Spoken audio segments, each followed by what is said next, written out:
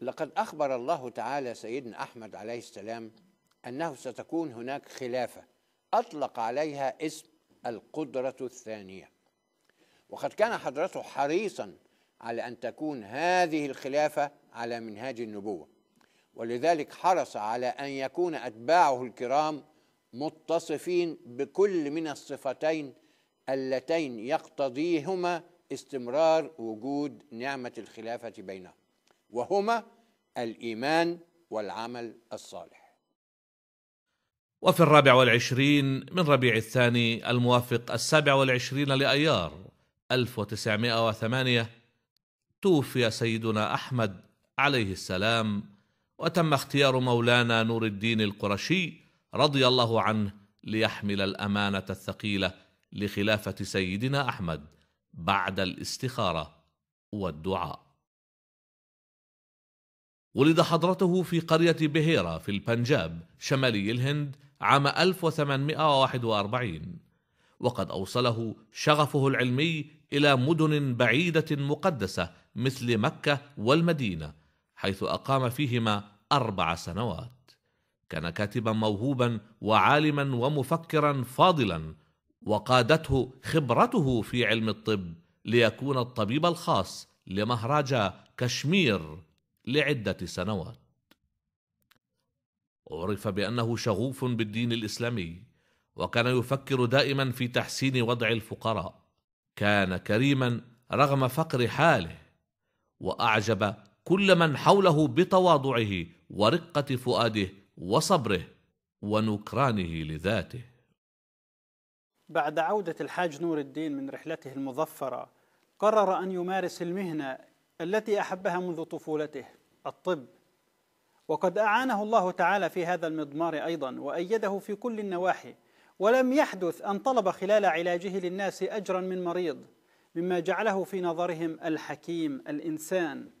وسرعان ما ذاع صيته وكبر شأنه كطبيب، حتى تقلد منصب رئيس أطباء المهراجة، والمهراجة لقب ملوك كشمير بالمناسبة، وأصبح من خلال هذا المنصب المسؤول عن جميع المستشفيات في الولاية، ولم يتجاوز عمره وقت ذاك 35 عاما.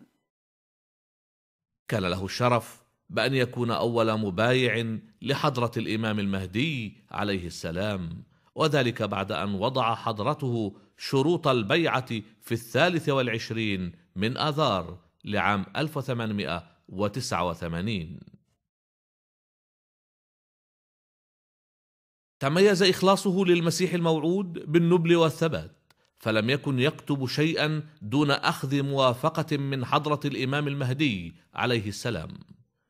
ويذكر في هذا الصدد عدة حوادث، منها أنه في عام 1893 جاء مرة إلى مدينة لاهور في زيارة قصيرة، وقرر أن يزور قاديان ولو ليوم واحد، وبناء على اقتراح للإمام المهدي أقام في قاديان بشكل دائم دون أن يفكر في العودة لمسقط رأسه بهيرة، حيث كان يؤسس فيها مركزا طبيا. في عام 1905 ذهب حضرة الإمام المهدي والمسيح الموعود عليه الصلاة والسلام لزيارة عمه المريض في مدينة دلهي، ومن هناك أرسل إلى مولانا نور الدين للقدوم من قاديان، فما كان منه إلا أن توجه إلى محطة القطار من دون أن يفكر في تأمين مال للسفر، حيث كانت جيوبه فارغة. وعندما ذكره أحد أصدقائه بأنه لا يملك المال الكافي للسفر وأن عليه تدبيره أولا، قال: أعتبر تأخري في تلبية نداء سيدي ولو للحظة واحدة خطيئة، ولدي يقين بخالقي أنه سيخلق الأسباب التي تؤمن حاجاتي في أثناء السفر. وفي محطة بطالة مر بجانب حضرته أحد مرضاه الميسورين، فلما رأى حضرته سأله عن حاله وبادر لدفع تذاكر السفر، وقدم له ما يكفي من المال ليعينه في أثناء السفر، فسبحان الله على ذلك. انتقل المولوي نور الدين إلى قاديان بناء على طلب سيده، تاركا داره ومشفاه وبلده وعاش خادما لسيده. وكان شغوفا بالقرآن، حيث كان يقول دائما إنه يقرأ القرآن كل يوم، ولكن روحه لا تشبع منه أبدا، إنه شفاء ورحمة ونور وهدى. وكان المسيح الموعود لذلك يقدره تقديرا عظيما، وقد عبر عن هذا بألفاظ كريمة تبين مدى تأثره بتلميذه، حيث كتب باللغة العربية: أعطاني ربي صديقا صدوقا هو عين أعواني وخالصة خلصائي وسلالة أحبائي في الدين المتين، اسمه كصفاته النورانية نور الدين، ما رأيت عبقريا مثله منذ كنت من المبصرين. أرى أنه من الذين انكسرت جذباتهم النفسية وأزيلت شهواتهم الطبيعية، وكان من الآمنين. كلفه المسيح الموعود عليه السلام بإلقاء دروس في تفسير القرآن، حيث كان شرحه للقرآن الكريم رائعا يسلب عقول السامعين. قام حضرة الخليفة الأول بالعديد من الإنجازات الهامة في الجماعة الإسلامية الأحمدية، نوجزها فيما يلي. وضع حضرته أسس نظام الخلافة، ووقف صامدا في وجه ما رافق ذلك من مؤامرات حاكتها زلات الحاسدين والطامعين بالسلطة. تمت في عهده ترجمة معاني القرآن الكريم للغة الإنجليزية. قام بإرسال أول بعثة تبشيرية إسلامية إلى إنجلترا. تم في عهده توسيع المسجد الأقصى والمدرسة العليا لتعليم الإسلام ومساكن الجماعة الإسلامية الأحمدية. أسست في عهده مطبوعات هامة تتحدث عن نشاط الجماعة الإسلامية الأحمدية، منها جريدة الفضل.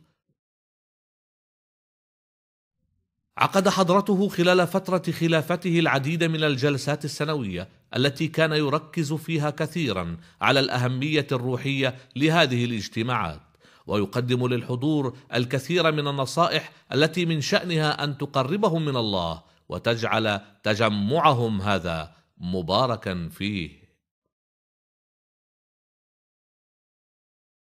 ومن النصائح التي ذكرها رضي الله عنه: اعملوا على تنمية الحب والمودة فيما بينكم، وتجنبوا النزاع والفرقة، ولا يأخذكم بأحد سوء الظن، وإن تضايق منكم أحد فتحلوا بالصبر الجميل، وحافظوا دوما على الدعاء والابتهال إلى الله تبارك وتعالى.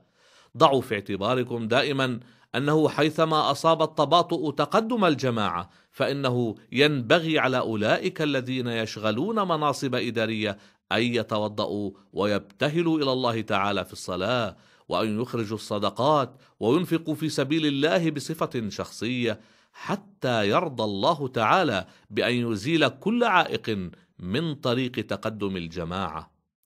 لقد أهمل العالم اليوم استخدام سلاح الدعاء، ولكن ينبغي على أفراد جماعتنا أن يشحذوه ويتقلدوه ويستعملوه دوما، وينبغي عليهم أن يدعوا الله تعالى دائما ولا يملوا أبدا من الدعاء والابتهال إليه سبحانه.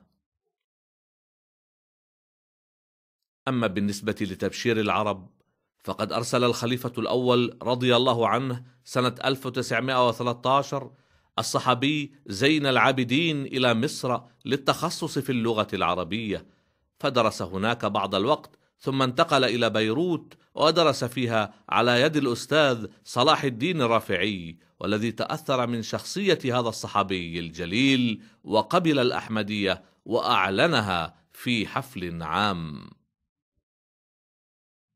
بعدها اشتهر زين العابدين في الأوساط الثقافية في البلدان العربية، مما أدى إلى تعيينه مدرسا لتاريخ الأديان في كلية صلاح الدين الأيوبي في القدس.